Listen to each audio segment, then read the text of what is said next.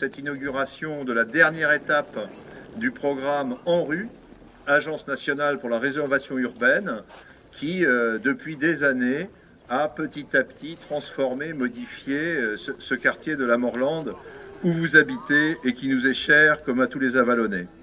Ce quartier rassemble plus de 1200 logements qui sont la propriété de Domanis. C'est dire l'importance que nous accordons à Avallon quand nous entendons parler de Domanis au Conseil général ou ailleurs.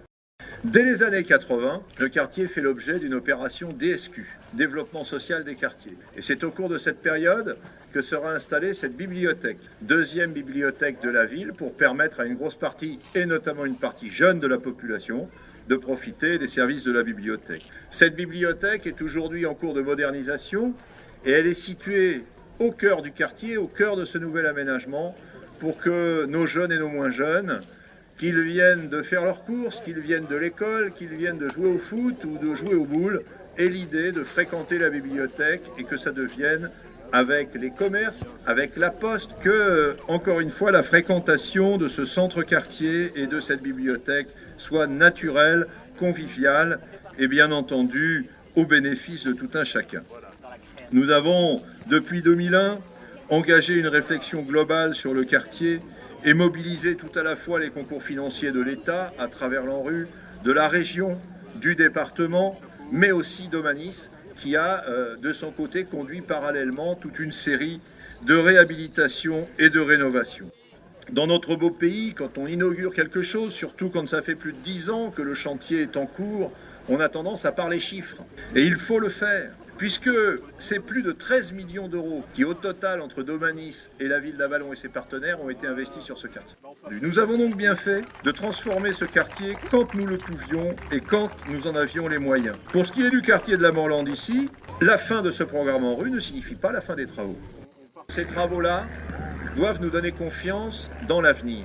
Il y a 20 ans, le quartier avait une réputation délicate. Aujourd'hui, vous le faites vivre, vous le faites bien vivre. De nouveaux espaces s'ouvrent à vous et à vos enfants et à nos aînés. Et nous avons, je crois, le devoir de faire vivre ce quartier. Si nous avons des projets, nous aurons l'énergie pour les porter et le savoir-faire pour trouver les partenariats nécessaires pour les faire avancer. Et faisons pour ce quartier que ces investissements soient demain un cadre de vie agréable pour tous et que nous en profitions et que les animations de ces petites places au moment de la fête de la musique, qu'on puisse animer commercialement, culturellement, et que les gens d'ailleurs, du centre-ville ou de la Vallonnais, de la communauté de communes, puissent venir dire tiens aussi, il y a une petite fête à la Morlande, on va y aller, c'est sympa, la fête de quartier qui a été un grand succès cette année. Vous imaginez avec ces nouveaux espaces l'ampleur que ça peut prendre, c'est à vous, ça vous appartient, faites en sorte que ce soit respecté et que ce soit pour l'agrément de tous.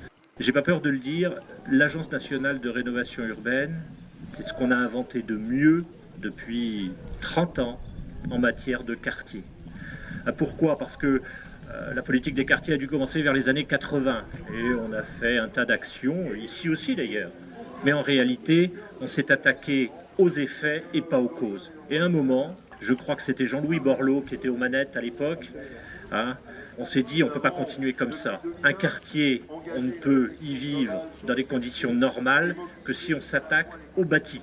C'est ça. L'Agence nationale de rénovation urbaine s'est dit on va s'attaquer au bâti. Premier point. Deuxième point, tout le monde sait que ça coûte très cher. Alors on va tous s'y mettre, c'est-à-dire l'État qui a participé, les collectivités, le conseil régional, le conseil général, les bailleurs, parce que pour le bailleur, évidemment, ça lui permet aussi de rénover son patrimoine, donc il y trouve logiquement son intérêt. Et tout le monde s'est mis bout à bout, ça a donc été une politique partenariale pour que l'on puisse, dans un certain nombre d'endroits en France, je crois qu'on était à 485 quartiers pour toute la France, dont celui-ci, qu'on puisse refaire le quartier, le rénover. Il faudra continuer à faire vivre ce quartier, il ne faut pas croire que l'opération s'arrête là, il y a de l'entretien, de la maintenance, il faut continuer à rénover, à réhabiliter, et surtout je souhaite à chacune et à chacun d'entre vous de profiter pleinement de ces réalisations.